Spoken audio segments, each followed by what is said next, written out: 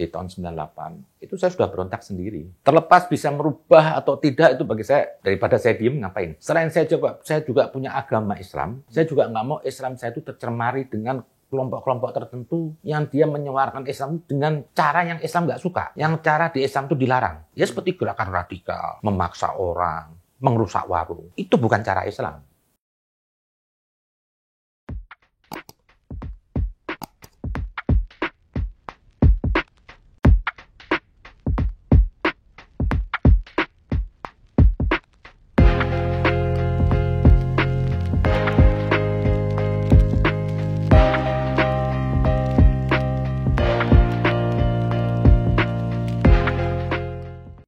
Bib, terima kasih banyak. Sama-sama.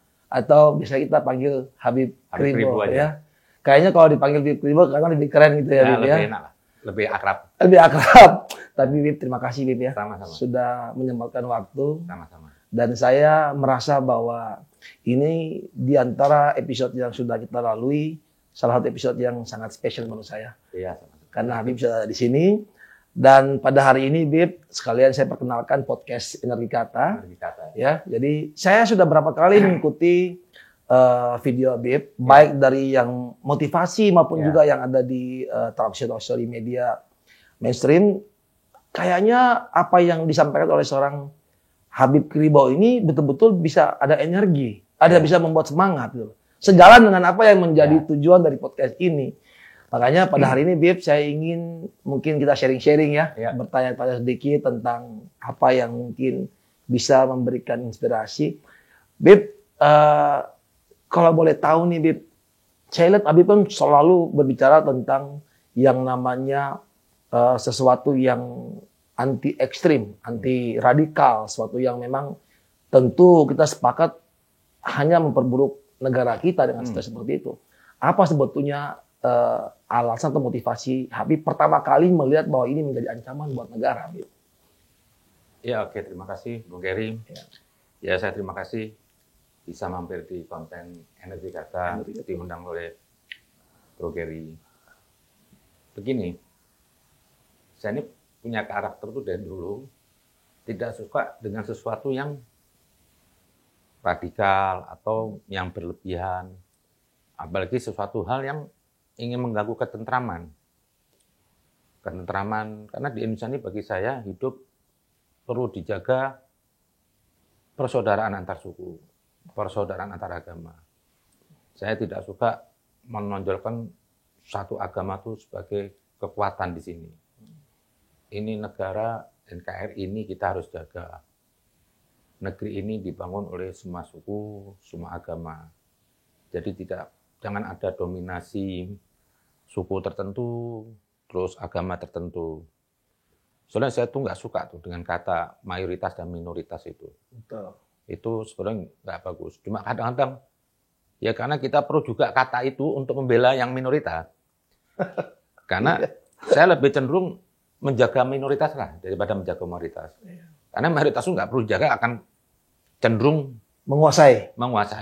Dia akan lebih cenderung ya menindas. Orang nanya, loh Zen, nanti kalau ada minoritas salah, ya kita maklumin. Minoritas masalah itu ya mungkin 1-2 yang kepleset. Tapi kita maklumin aja. Jangan sampai nanti kita saling mengkritik, akhirnya menimbulkan kelompok-kelompok mayoritas ini merasa punya pembenaran untuk berlaku tidak adil, menindas.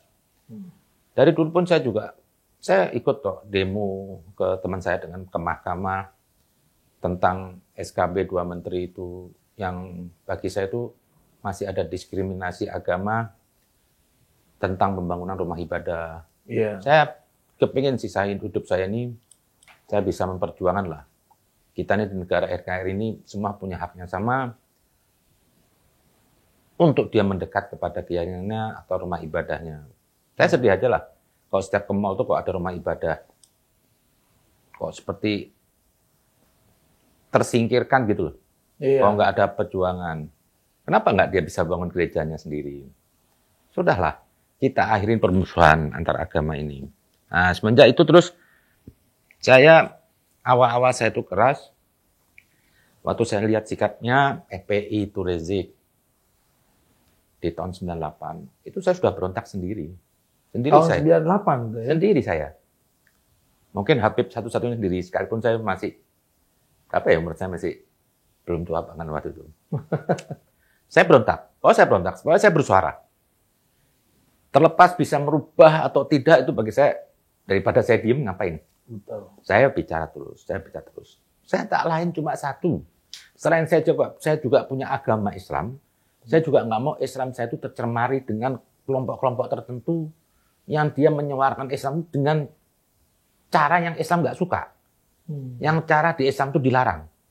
Ya seperti gerakan radikal, memaksa orang, merusak warung. Itu bukan cara Islam. Tapi karena waktu itu mayoritas lagi kembali. Ada seorang Habib membuat pergerakan. Itu diresponnya masih kencang waktu itu. Baik pun juga di lingkungan Habib. Kencang. Saya ambil dibilang ekstrim, saya kasar. Saya menyikapi sesuatu yang keras kok. Nggak bisa lembut dong.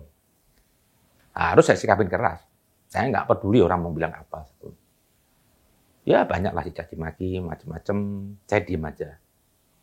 Bisa disaksikan di Facebook saya itu.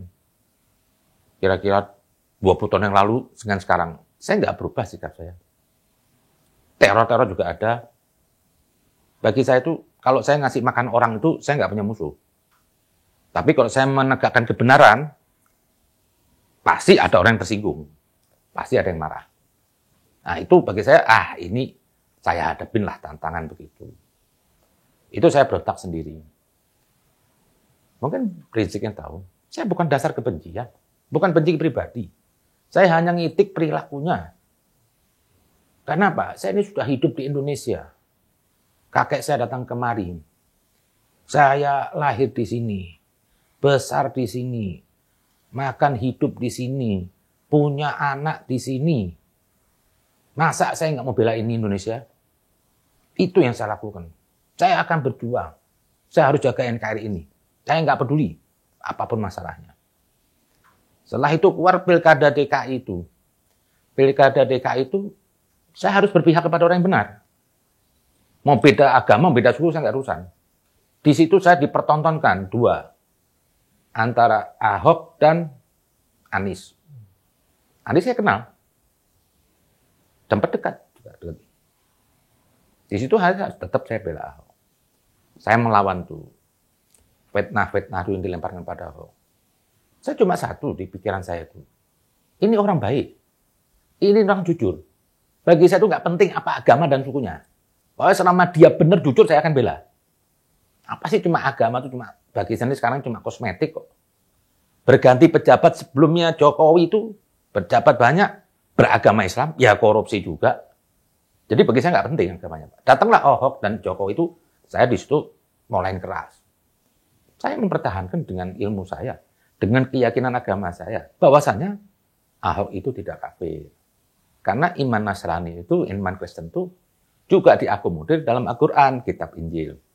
Saya berontak aja. Di situ baru kenceng lah perlawanan-perlawanan, sampai teror-teror, dipasang-pasang stiker di rumah saya, dicabut asgaf saya, supaya mungkin pribumi di sini tidak tahu saya itu Habib. Ditempel-tempel. Laporkan. Nah, meme-meme. Telepon juga. Tapi saya nggak gentar. Mungkin bagi mereka setelah ditempel saya tuh ketakutan gitu. Terus maaf ya, saya ini kan punya kejelekan masa lalu. Pribadi, nakal lah. Foto-foto yang nggak jelas. Itu dapat aja, dikirim. Dipikir, dengan itu pikir apa? Saya terus diem. Saya nggak ada urusan. Saya terus bicara. Siapa sih orang yang nggak punya aib selama hidup? Bagi saya kok selama dosa itu dosa personal, semua orang dosa, siapa yang nggak? Sebutkan satu orang yang nggak pernah dosa personal. Lah teror itu makan bikin saya jadi emosi. Saya jalanin terus saja. Siapa sih nggak pernah nakal? Saya juga di sini, saya ini pribadi ini apa? Hidup dari dulu jalan sendiri. Saya nggak punya majelis taklim. Saya nggak menggiring umat supaya dukung saya, enggak. Saya nggak membangun kekuatan, enggak. Saya jalan sendiri. Jadi saya nggak beban. Orang mengeluarkan kejelekan saya, aib saya. Emang saya nggak takut kok. Mungkin orang yang takut aibnya terbongkar atau enggak, karena dia sudah membangun apa ya, membangun kekuatan massa, harus image, jaga image. Jaga image? Iya, saya nggak perlu jaga image. Saya jalanin aja lah. Di situ saya terus bersuara tetap. Sampai ada yang membayar saya nggak mau. Dari situ saya keras. Mungkin satu-satunya Habib Arab mungkin. Yang dulu paling kenceng membela Ahok dan Jokowi. Saya nggak kenal Ahok. Saya nggak kenal Jokowi. Tidak ada seperak beras di perut anak saya ke keluarga saya dari duit dari Ahok. Ataupun dari Jokowi. Saya dilempar, kata dibilang buzzer. Mereka nggak kenal saya. Mereka nggak kenal saya. Padahal itu saya itu berjuang, bersuara itu sudah lantang dari Facebook lama. Kalau orang Arab mungkin semua tahu. Kalau orang Arab Semua tahu. Saya tuh bergerak bukan karena dibayar Ahok atau Jokowi. Mereka tahu karena saya sudah memberontak dari itu. Mungkin yang non Habib, non Arab ini mungkin karena baru kenal saya dianggap saya buzzer terima makan. Enggak lah. Dipikir karena lagi banyak buzzer lalu pasti disempatkan saya itu terima makan. Enggak. Sudah jauh hari ya. Jujur aja. Saya itu hidup kemana untuk bela Ahok Jokowi. Akhirnya apa? Saya mengucilkan diri di rumah. Saya terus dengan media aja. Karena anggapan saya apa? Di luarnya sudah nggak nyaman buat saya bergerak. Jujur, sebagian Habib dan Arab marah sama saya. Apalagi ancaman-ancaman. Akhirnya saya cuma di rumah, saya nggak bekerja. Saya hidup dari jual, saya punya harta habis. Dari kos saya jual. Untuk nyokolahkan saya punya anak 3. Sampai alhamdulillah dah udah selesai. Sampai habis, sampai terakhir, saya cuma nenteng baju, pindah ke apartemen. Barang saya kasih orang semua. Tapi saya nggak nyesel loh. Saya punya kenikmatan. Minimal saya ini hidup ada saksi sejarah. Saya membela orang yang benar. Apapun resiko, mau materi nggak ada, nggak apa-apa. Nah itulah langkah pertama itu sampai saya pindah. Sampai ini hari saya bicara. Nah terakhir rame dari konten saya itu. Bahwa saya berontak aja lah. Saya akan sikapin siapapun. Saya nggak takut ancaman apapun. Kita mau jalan hidup. Kalau bagi saya, orang diem itu pengecut. Betul. Dan kalau orang tuh mau berbuat baik, mengharap imbalan dulu, itu bagi saya binatang lah. Ya maaf, seperti anjing. Anjing itu tunduk, kalau sudah dikasih makan, baru tunduk sama tuannya. Saya nggak kenal siapapun. Saya lakukan itu semua, berulang-ulang keribut. Dibilang katanya saya bikin gaduh. Loh, saya ini kan suatu akibat. Saya akibat. Bukan sebab, tapi akibat. Melawan sebab. Kenapa orang nggak pernah nyariin sebabnya? Kok saya yang diadili? Saya kan suatu sebab. Loh, katanya kasar, saya kasar. Loh, merekanya kasar loh. Ada hal-hal tertentu itu orang harus marah. Untuk mencegah jangan sampai menjadikan perbuatan yang lebih buruk. Nah, di situ saya masuk Bahar Rizik. Pokoknya saya bersuara aja lah. Mungkin itu riwayat saya tuh emang orangnya nggak pernah tunduk sama orang. Saya Tuhan aja nggak bisa berhentiin saya ngomong. Banyak orang ngomong, jangan bicara. Loh, kok jadi kamu yang ngatur? Tuhan aja nggak bisa berhentiin saya ngomong. Saya punya hak bicara. Maksud saya gini loh, nilai apa yang diomongin saya itu benar apa enggak? Kalau nggak benar buang, nggak usah nyerang pribadi saya semua. Nah itulah karakter saya jalani sampai ini hari. Banyak teman yang takut dengan keberadaan saya terancam. Tapi saya nggak pernah merasa takut. Bagi saya tuh, selama saya bicara benar nggak perlu takut. Kenapa? Kok orang yang nggak benar berani? Orang nggak bicara benar semuanya berani, serampangan, nantang-nantang. Kok kita jadi yang benar jadi ketakutan? Akhirnya apa? Secara nggak langsung apa? Kita memberi peluang orang salah untuk jadi berani. Kalau nggak ada yang bicara. Nah, itu mungkin sepelimut tentang saya yang saya jalanin. Saya puji Tuhan sampai ini hari masih bisa hidup. Pokoknya sisa umur saya ini cuma satu. Saya ingin mempersatukan umat manusia. Nggak peduli di situ sukunya apa, agamanya apa. Apalagi untuk NKRI ini saya akan jalan. Itu mungkin. Luar biasa. Jadi kalau saya lihat apa yang Bib ngomong tentang apa adanya itu betul. Kita bisa melihat Habib Kribo dengan penampilan yang betul-betul mungkin bagi sebagian orang akan berpikir pada waktu menyematkan Habib sebagai satu nama di depan, tentu kan harus diimbangi dengan penampilan yang benar. Tapi Habib apa adanya. Dan ini fakta. Beliau bukan cuma menyampaikan, tetapi beliau bahkan, ya ini gua apa adanya nih. Lu mau oke, lu nggak terima ya udah nggak apa-apa. Terserah. Kan saya cuma bicara. Betul. Kalau menurut bicara saya ini baik, ambil. Ada orang, saya tuh nggak pernah berlevel jadi ulama. Saya bukan jadi agamawan. Mau gaya saya cuma nyentrik aja begini. Yeah. Kenapa saya pakai nama Habib Ribu? Saya ingin satir aja. Yeah. Ini pemberontakan saya terhadap berapa oknum Habib memanfaatkan kehabiban di dia itu untuk ke dunia aja. Jadi ini saya menggunakan nama Habib itu bukan saya mau bangga dengan Habib. Saya hanya ingin apa? Ya bahasa satir lah. Pemberontakan saya terhadap Habib-Habib yang begitu. Dan memang sekali lagi saya tangkap juga penjelasan dari Habib tadi bahwa kalau di pelintir disadakan bahwa Habib Ribo ini ada punya masalah pribadi dengan teman-teman Nepal. Sebenarnya nggak ada, sama sekali nggak ada. Beliau hanya melihat secara umum bagaimana menjaga keutuhan NKRI ini. Bagaimana menghindari perpecahan yang sudah mulai terbentuk. Dan yang lebih parah lagi, perpecahan itu dibentukkan lewat agama. Dan sebetulnya nggak ada hubungan antara agama dengan sebetulnya perpecahan yang di dalam NKRI ini. Dan saya lihat juga Habib bahwa perjuangan Habib ini bukan baru di zaman mohon maaf Pilkada DKI, dari dulu sudah menyampaikan itu dan konsisten. Saya juga yakin Habib, apa benar, kalau salah tolong dikoreksi. Anda pasti juga sampai saat ini sering diteror, bukan sampai saat ini. Saya yakin betul itu. Makin bertambah musuh saya. Nah, makin bertambah. Lihat. Tapi dengan konsistensi ini, Bib, kita bisa melihat bahwa secara pribadi Anda betul-betul ingin bagaimana NKRI ini betul-betul menjadi NKRI. Bagaimana betul-betul menjadi rumah bagi kita bawa maju negara ini, kita lindungin. Kalau kita sendiri nggak melindungi gimana? Betul. Ini kita punya musuh banyak negara ini. Betul. Ini negara ini memaju, banyak yang mengganggu. Nah, tadi dibilang paling enak itu senjata itu apa? Agama. Agama itu senjata paling ampuh. Tidak perlu dikasih senjata, tidak perlu dikemudikan, dia jalan sendiri. Lah ini sekarang yang terjadi nih. Kenapa di Indonesia digunakan Islam? Karena mayoritas Islam. Amerika aja kemarin Pilpres aja, Trump masih gunakan isu agama. Jadi emang agama ini alat yang paling ampuh.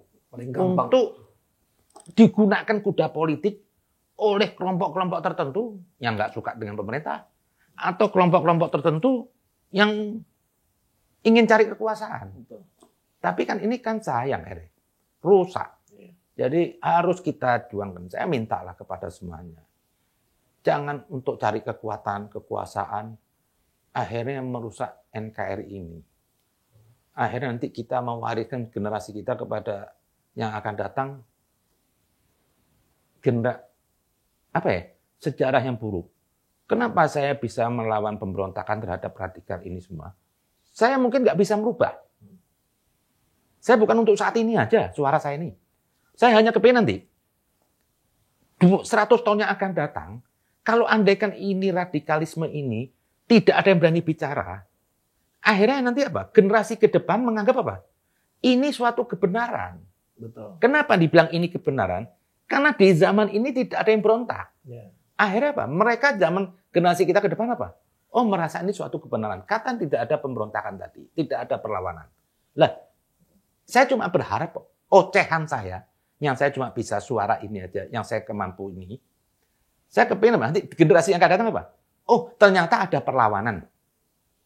Jadi radikalisme yang dibuat saat ini, orang akan dilihat, oh ada perlawanan. Ya saya berharap apa? Perlawanan saya ini apa? Misi bisa menghambat mereka jangan sampai nanti apa?